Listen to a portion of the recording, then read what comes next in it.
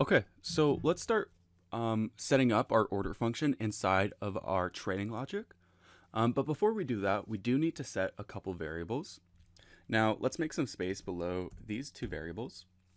And so the first variable will be our trade symbol. And for now, our trade symbol will be BTC USDT, okay? And next is our trade quantity. Now, the way I find this, oh, not a string.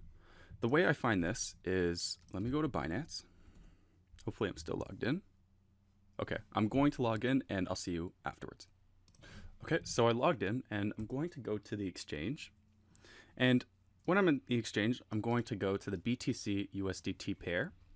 And the way I find our trade quantity, oh, what happened there? Is, let's say we go down here. Oh, let's increase it. Okay.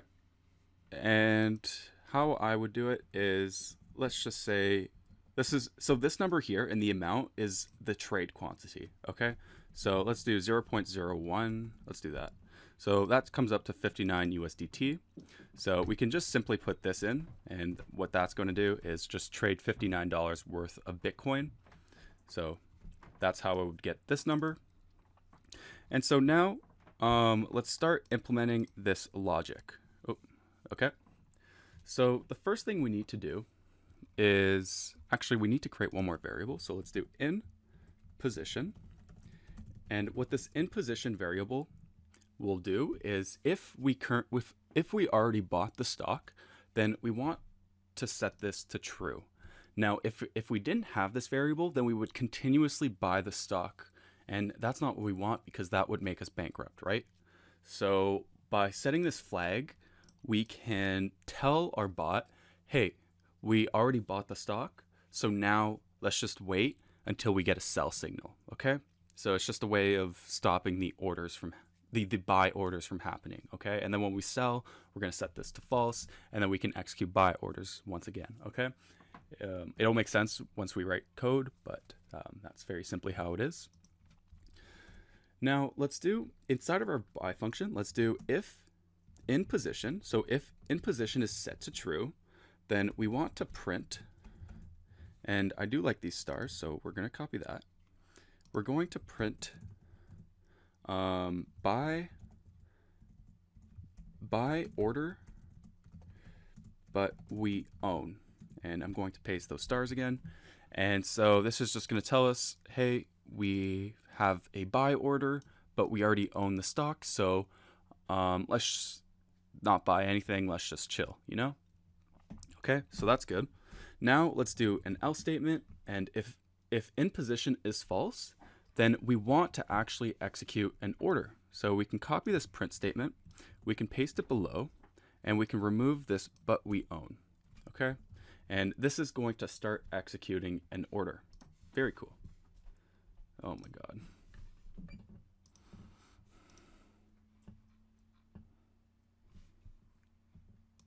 So what we can do is we can call our function. So we'll set it to a variable called order succeeded, and we'll set it equal to our order function, the one that we listed above.